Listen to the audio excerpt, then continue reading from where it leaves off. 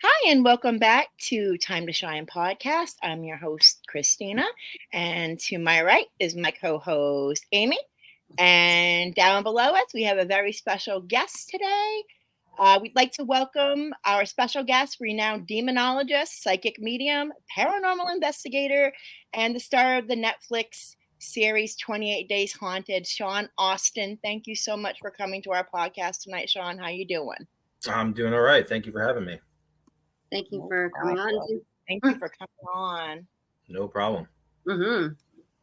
So, how have you been? What is new? Oh, I'm always keeping busy. That's uh, good. I've been filming projects. We filmed another series at this place down in Tennessee. Um, we have another documentary coming out that we filmed probably the first week of March on the Shanley Hotel in New York. Oh, Um, Ooh. doing my own investigations here and there from places that I go to. I'm always just constantly moving around, I think. so 28 Days Haunted. I just caught up with. I did watch the entire series. That was amazing, by the way. I had goosebumps, especially at the end, and then with Adelaide. How does it feel to have completed the 28-day cycle that the Warrens could not do in their lifetime? Well, obviously they must have came up with that theory associated with the Amityville horror because the Lutz family ran out of the house within 28 days of probably, in their opinion, was probably the most infamous haunting they could think of, and also the most infamous case they were part of. I've definitely investigated a lot of places where I've stayed long periods of time, even a week at a time or more. But, you always have the ability to leave and go to social environments and have drinks and go out to dinner with your friends and stuff. But in this case, we were like one of the earthbound souls on the property. All I knew was that property in and outs, every little crevice, inside and outside, and we weren't able to leave. But in that process allowed me to have this very profound emotional connection to the spirit of Mercy Adelaide while I was there. I'm not sure if you guys are aware, but it went a lot further than you see on the show. And I ended up writing a song that was dedicated to my connection to her.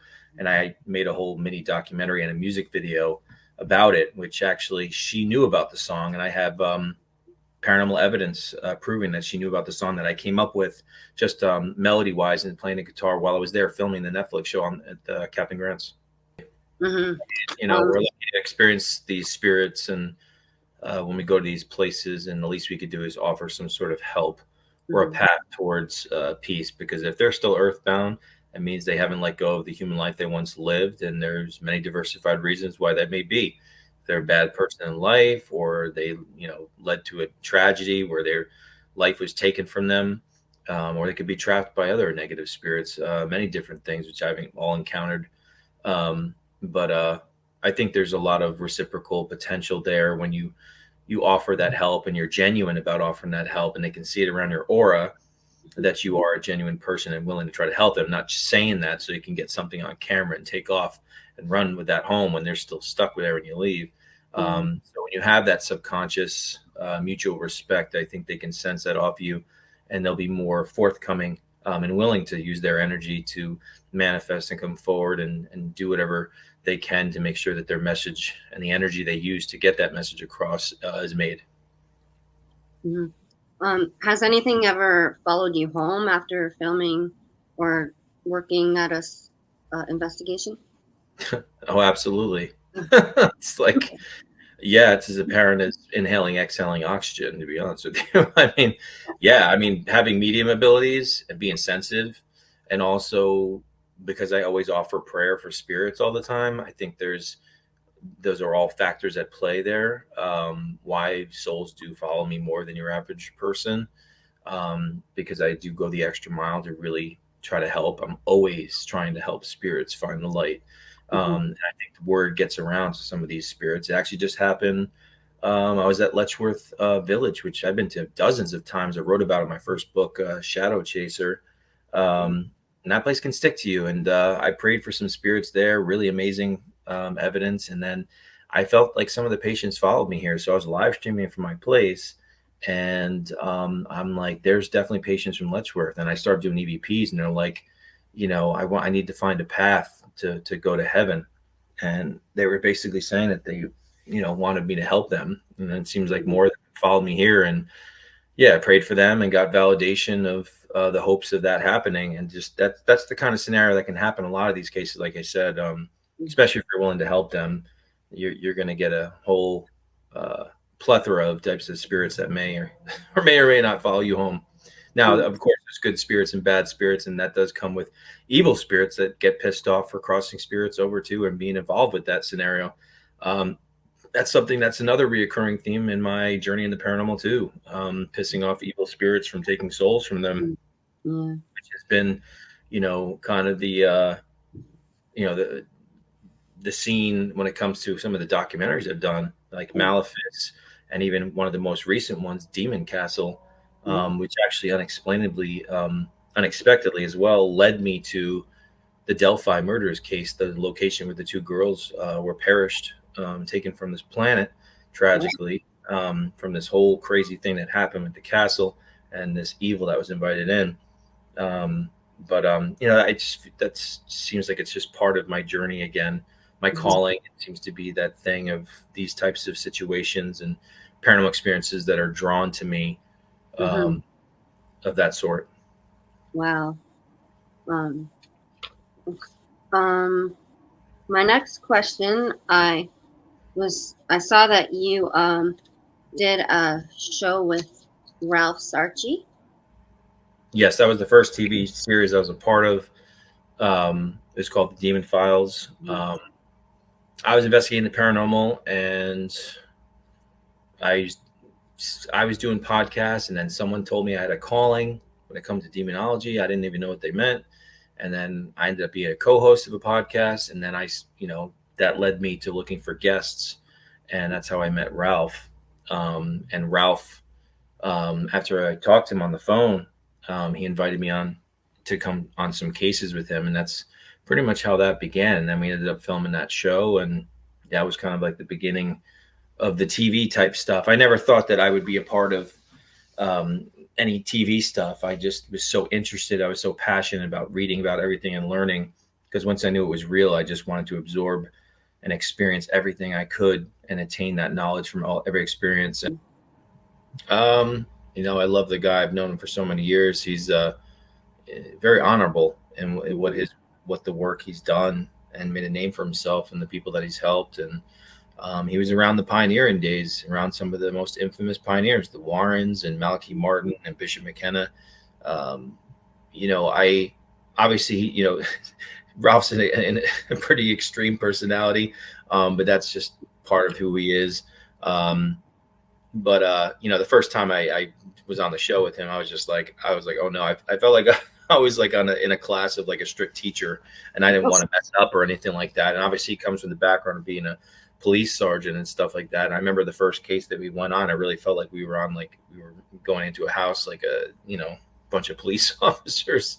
I've learned so much from him, and I have nothing but my utmost respect for him and appreciation for the knowledge that he's passed along to me. And throughout the years, I was so appreciative to be around anyone that was around those days when it wasn't cool to be a paranormal investigator, where everyone just wants to be on a TV show. Just wanted to absorb all the stories. I mean, the stories of him with the Warrens and Malachi Martin and these exorcists.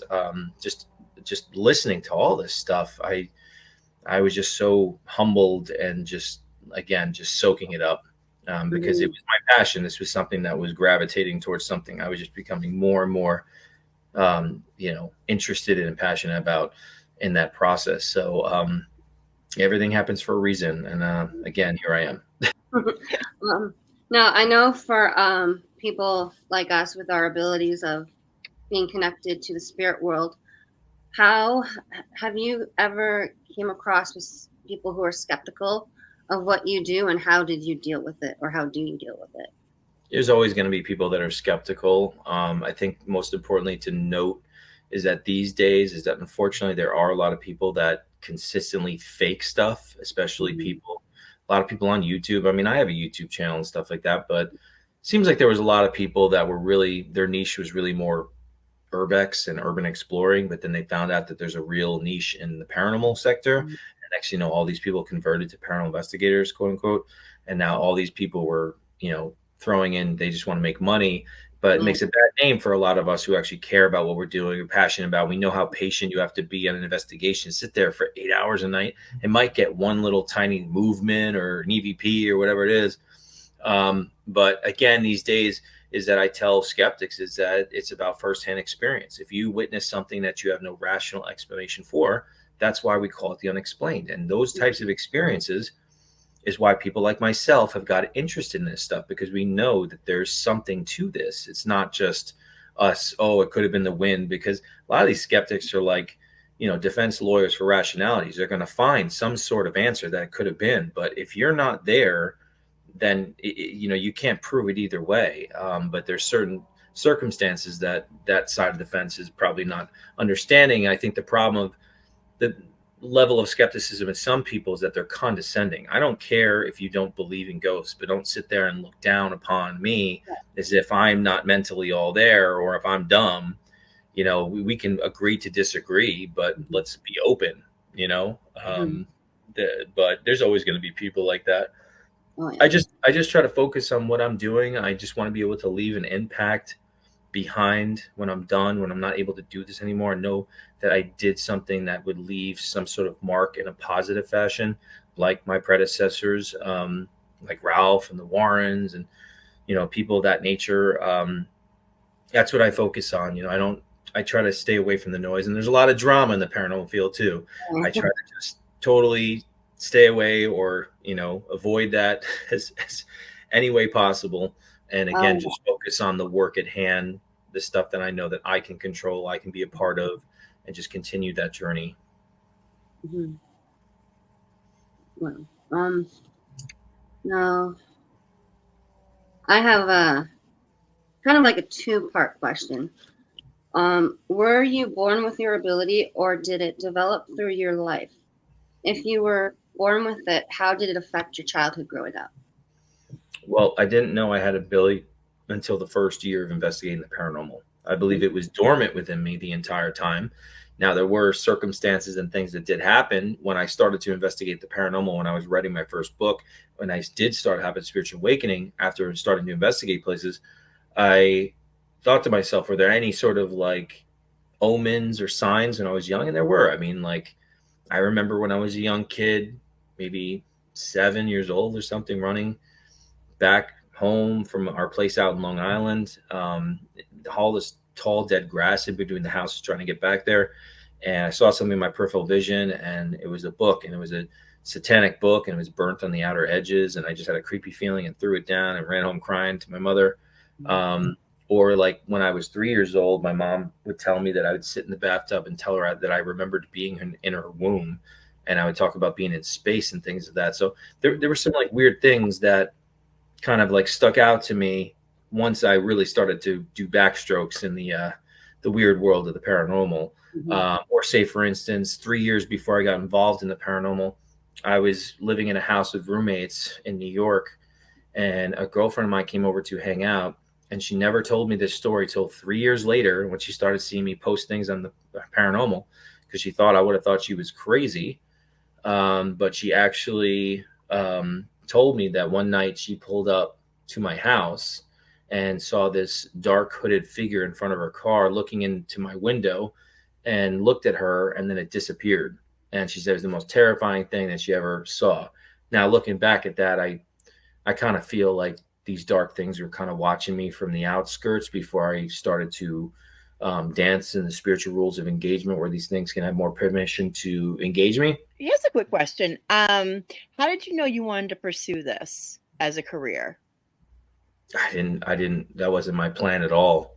I tried to prove to a skeptic friend that was just like we were talking about, the most skeptic person ever. I took him to a local cemetery, 3 women in white that would chase you out. And in that process of him laughing the entire night, I had my first EVP of a little girl. And then I didn't know until the next night when I heard the child actually respond to me on recording. And not until 3 weeks later, I saw like a shadow of a little girl, like the corner of my bed. It was even light out, and I just yelped and stuff like that. To be honest with you, like I was so excited to know that this stuff was real. I was just going out to cemeteries with my friend who was willing to go with me to try to experience more. I'm like, dude, this shit is real. It's not just watching on TV. This stuff is real. So that to me alone was just exciting me so much. And somehow things organically and naturally started to come to me with opportunities like asking to be on the podcast, asking to be a co-host, and then meeting Ralph led me on the first TV show I was on. And then next thing you know, I was writing my first book. And then I ended up getting on another TV show a couple of years later. And yeah, I mean, it just got more and more and more involved from there. I never thought it would be any sort of lucrative thing where I'd be on any sort of TV project. It just naturally happened. It wasn't my plan at all. What's the weirdest thing that's ever happened to you during an investigation? Probably couldn't even tell you on this podcast right now. Is it that bad? I mean, I could kind of just, yeah, it's kind of weird. That's the thing that pops into my head when people ask me. Weird. I've had many weird things. Oh gosh, I don't know. There's a spirit from the Shanley Hotel that follows me everywhere, and she's a lady of the night, and she constantly flirts all the time. She asked me to marry her. She comes through on all my investigations constantly. Just her spirit's like around. It's just kind of hilarious, and she always is talking like dirty and talking about money, how much to pay, and just marry me. And it's oh god, that's pretty hilarious. funny and interesting. But yeah, I mean, that's just one thing. On investigation, anything I can think of that's like weird. I mean, I guess it's all weird because it's paranormal, because it's not normal. I don't know. I mean, weird's one thing. Probably have a lot. What? I said you probably have a lot of weird experiences. I mean, most of the time people are always asking me this question. I find it funny because it was the same question I wanted to ask people when I met them, like with Ralph or someone like John Zaffis. I'm like, what's the scariest thing you ever saw? And it's funny, now I get that question all the time. And I just tell people, well, I'm like, what's the worst thing you could imagine that you could see? Satan himself. I've seen, yeah. I mean, I don't know about Satan himself, but I've seen demonic creatures like what you'd think would look just like it, like horns, yellow snake eyes, fangs, red face, black horns, to shadow things with glowing eyes. I mean, you name it, I've seen it. So what makes you so passionate about this? Like, what motivates you? Well, I guess discovering that it's real, and then in the process of trying to do the research and learn about it, read about it, I realized that I also can be a part of something that's good and helping spirits or helping people going into their homes and who deal with this sort of stuff. Now, it also creates me encountering a lot more evil spirits because, again, I piss them off. Whether you're trying to save souls in a home from an evil spirit or you take souls away from negative spirits, I mean, you're just in a constant target on your ass, so to speak, which, you have to deal with that for the rest of your life. I mean, there's always going to be, an opportunity for a crack in your order for them to kind of come in there and try to mess with you because they want revenge. And they're very relentless, very patient, because there's no, time conception in the spirit world. Past, present, future are all the same thing. So these things can patiently, dormantly wait until it's the right time to attack. How would you say, now you've been doing this for a long time, how do you say this has changed you? It's just it changed the way that I look at life in general. I realize that everything retains energy. Every action that every person does is either a representation of dark or light. So it's just changed the way I've looked at everyday life. I just know that there's an underlying thing beneath the surface to everything. There's spirits all around us all the time. There's a world around us at all times. And we're accountable for all of our actions, and how it affects other people, every single day of our lives. And we're here to learn. We're spiritual beings living a human experience. It's not the other way around. It's who we are as a core. And we learn through struggle. That's the only way we can learn, through things that are hard for us to cope with. And it's how you make a decision how to deal with that, and take something dark and turn into something light, either for yourself or others that you encounter throughout your life. That is so true. What would you say is a common myth about what you do? What people think that isn't true? Well, I know that a lot of people are sensitive about the subject of demons. I know there's a lot of people that use it kind of like a buzzer on a game show, like everything's a demon. That's not always the case. Some places that I'll get references to demonic spirits and things follow me that are dark, but they don't have the permission to manifest like they would in the actual origin of the location that they're from. There's our portals. Spirits can come through portals and do all sorts of strange things, even though they're not from there, but not to the level from, again, the original place. There are certain characteristics to a demonic haunting that I would be looking for to judge whether or not I'm dealing with a human spirit or not. Scratching on the walls, people getting scratched in threes, 3 knocks, foul smells that don't have rational explanations for them, religious provocations and seeing manifestations, reacting to that in a certain manner. So, when it comes to demonic hauntings, I guess, before you just kind of say it's a demon, you're dealing with a demon, because they know demons, going to get more views. So people will say that. I would never say it's something demonic if I truly didn't believe that it was demonic and what I experienced on location. But it is unfortunate that, then it kind of taints that word, because people are kind of like, ugh, they don't want to hear that, because everyone tries to use that. That's one thing I go. Okay. I have to get my questions here.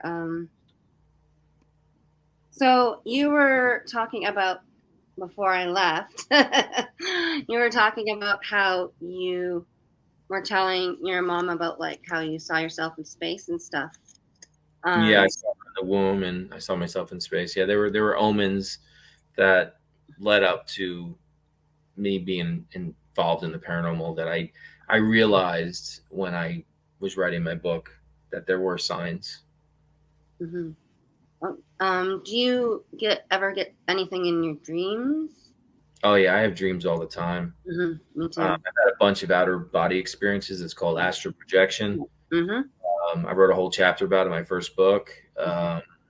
Also, something that happens to me now is remote viewing, where you're just watching, like you're watching something through someone's eyes in the future, or anytime. That happens to me more often than the astral projection thing. That's when you don't even leave your body. That's happened to me many times. I've seen myself sleeping. I've looked at myself in the mirror and seen myself all translucent. I had one time a girl was trying to pull me out of my body, and she's like, "I want to play. Come play with me." And I'm like, "Little girl, I don't even know if you're a little girl, so you're freaking me out. So you need to chill out."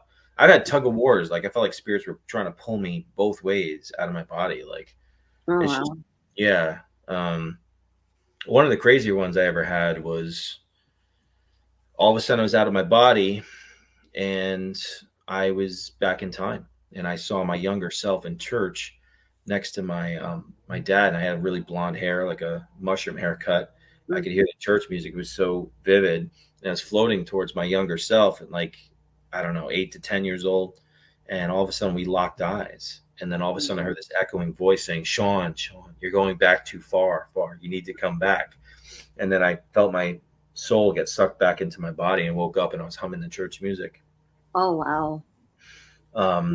Something else, the front cover of my first book, Shadow Chaser. Now, mind you, the name of the book, Shadow Chaser, is not something I just randomly came up with. A good friend of mine showed my picture to a psychic she trusts and asked her what her psychic impressions of me are. And she said that he is a shadow chaser. He's meant to take shadows and send them back to where they belong. And that's why I call my book Shadow Chaser. As well as you see in the front cover of my book is that I'm holding this white fire in my hand. Again, that wasn't just something creative. That was an experience I had. And it's actually connected to astral projection as well. I was laying in bed, passed out, with the lights on. And then I saw my astral arms come out of my body, and I saw this white glowing fire at the top of my hand, and I did not want to stop staring at it. It was the most beautiful thing ever. And it went on for like 10 seconds. And then I was trying to research online of like what that could mean. And obviously the closest thing I could, find out is that I was some sort of healer to some degree.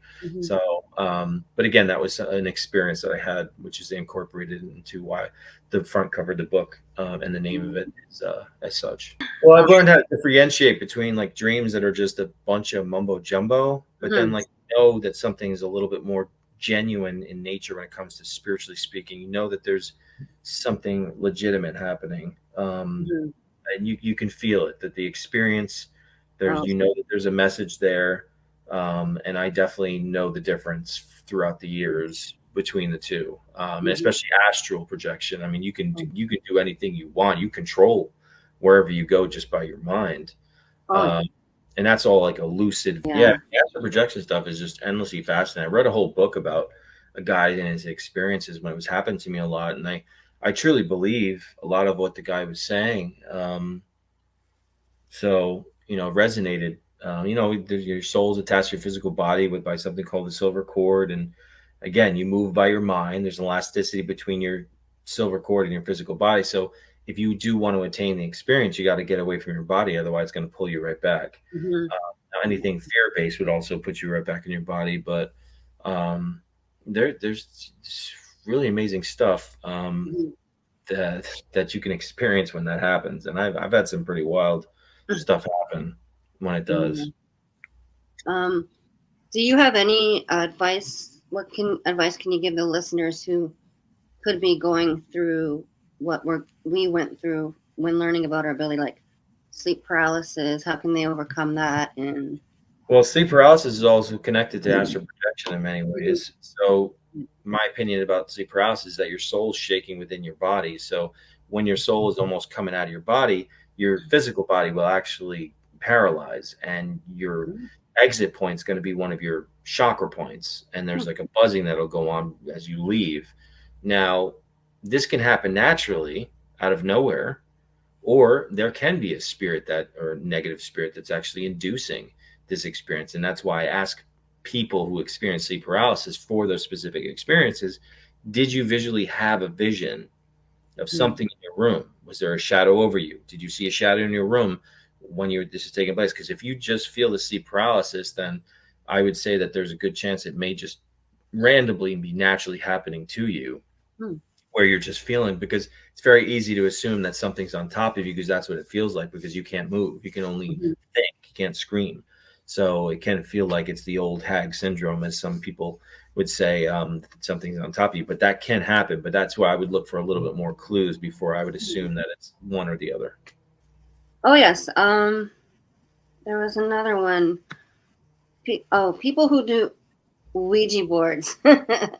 What can we, like, I know there's like a lot of movies that are being made about Ouija boards, and I always see them in the stores.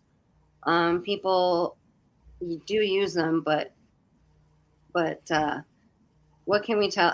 How can we convince them not to use? Like, I know they'll probably use them, but well, I was going with the Ouija board many years ago, and I got oppressed by an evil spirit from it, and I'll never do it again.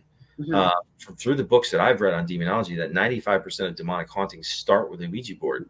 They don't start with spirit boxes or EVPs, but some of these other items.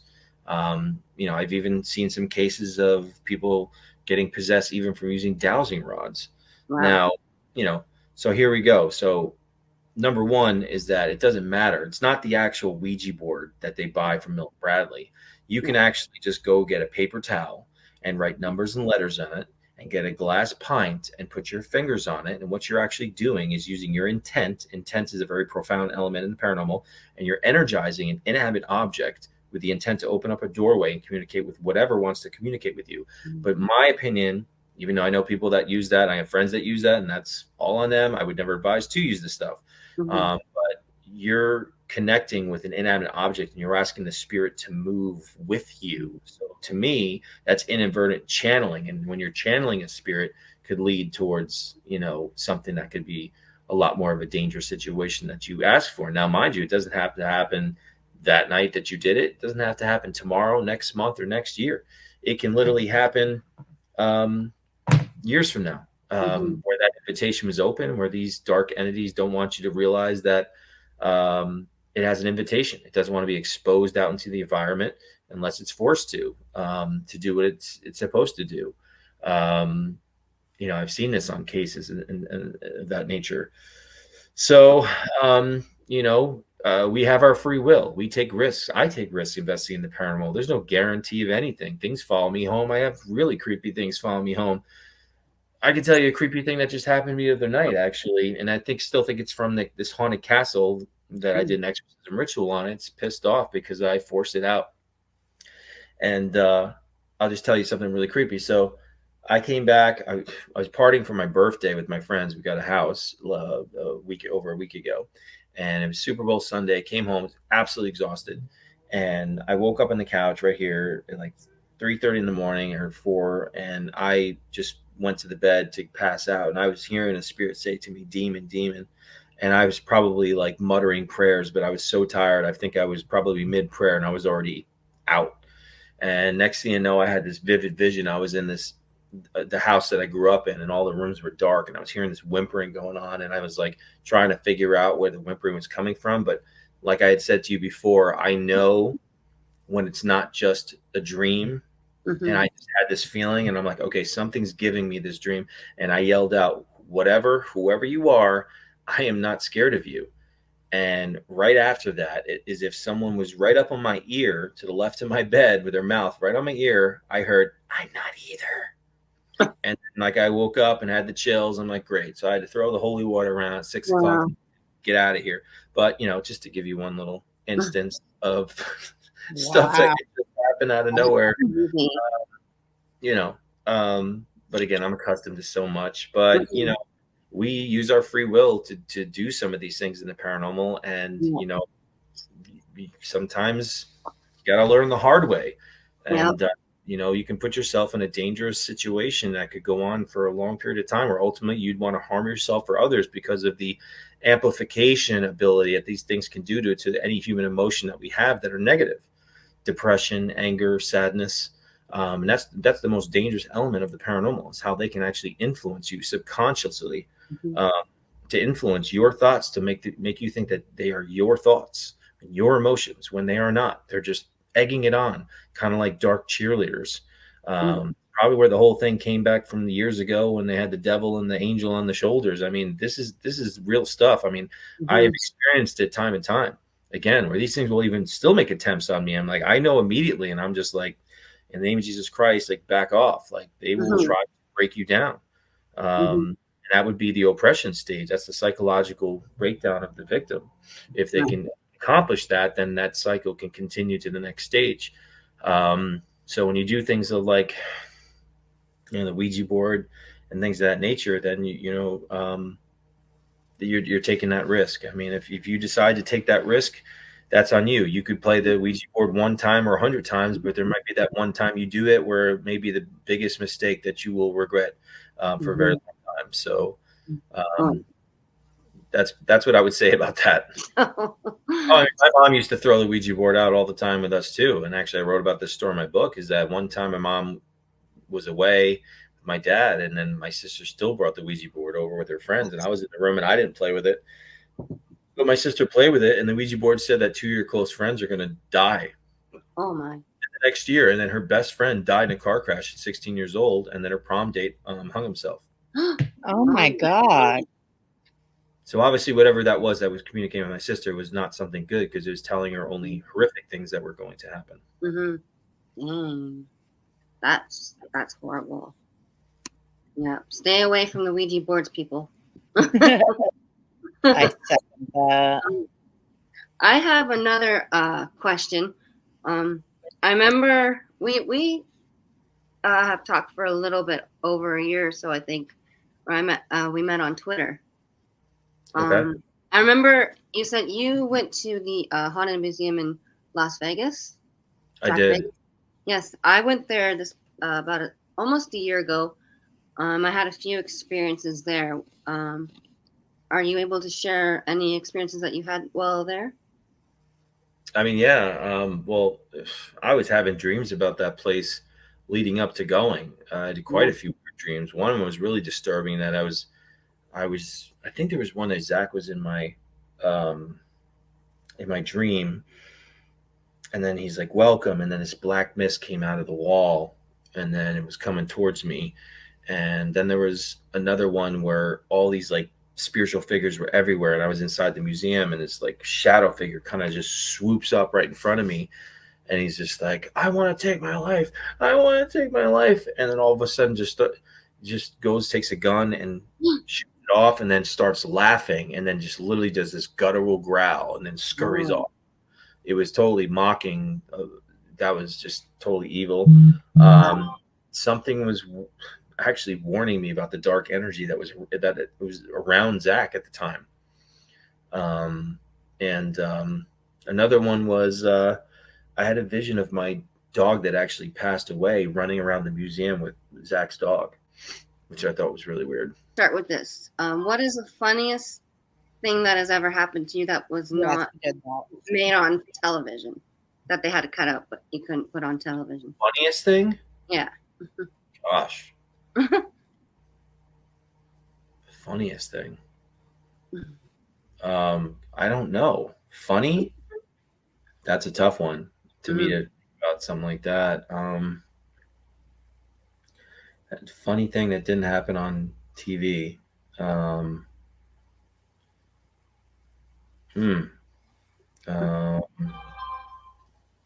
Gosh, I don't know. Something funny. That's okay. I can't think of anything like funny specifically that stands out to me. No worries. Yeah, I'm blanking out for that one. I blank out for a lot. Plenty of things that happen in between when you're filming, you know. Like, has like a spirit ever pulled a prank on you when you're trying to film? Or like done something that wasn't part of the investigation? I mean, during 28 Days Haunted, I mean, they had the cameras on us at all times, so I would just raise my hand. I'm like, something just whispered in my ear, something's at my bed, you know. Like I said, I mean, I've been tickled while I'm in bed. Wow. That happened here. Actually, just last night, I got an EVP, and I love chocolate milk. And you hear this little girl on EVP last night, like, "I want chocolate milk." I'm just like, oh my gosh. But, you know, spirits know your banter too. I mean, they joke around. They know your jokes. They'll jump right in and be a part of that. And that's, you know, the flirtatious lady of the night that follows me around. She's like hilarious because she's like will speak so inappropriately, and it becomes like a comical thing. And that happens like almost everywhere I go. Like she comes through. Wow. It's pretty funny. I'm just thinking of like a couple of little things. Never a dull moment, that's for sure. Oh yeah. Nope. Gotta keep things interesting. And so I always keep things interesting. Yeah, oh yeah. That's never ending in the paranormal. That's for sure. Where can the listeners follow you? Most of my handles are just like my name up here, Sean D. Austin. That's my Facebook, Twitter, Instagram. If you go to my YouTube, just type in Sean Austin Paranormal, and my page will come up. If you want to watch the evidence you didn't see on 28 Days Haunted and the music video with Mercy Adelaide, that's the main video on the channel. And all these documentaries that I film, and a streaming platform. It's a free streaming platform with ads, scarenetwork.tv. And all you got to do is download the app. There's an app on Roku, Fire Stick, or Apple iOS, and you can watch multiple documentaries and series that I'm a part of, and lots more coming on that platform as well. We can't wait. And is there any predictions you have for the near future? Predictions? Yeah, like just for fun. Predictions. Yeah. Gosh, I really hope we survive this year. Oh, yes. We always like to do a little prediction at the end. We're not responsible for anything that happens. You know, with everything that's going on in the world right now, I mean, I'm a little kind of worried. I mean, sometimes I do tell myself maybe God should just send the next meteor that killed all the dinosaurs, just start the reset button because of the way this planet's going. But I hope this year doesn't turn into a disaster. And I definitely pray that we don't have another 2020 ever again. I agree. I pray that. I'm ready for the alien. I'm ready for the aliens. Yeah, pretty much, right? They're gonna beam you up first, Amy. Oh yeah, they know where I am. Well, we thank you, Sean, for coming on the show with us, and we apologize for the technical difficulties we had. Oh, no. Thank you so much for coming, Sean. Of course. It was nice meeting you all. Nice to meet you. All right, I'm going to end the recording. Thank you again. And we will see you guys next time in our next episode for A Time to Shine.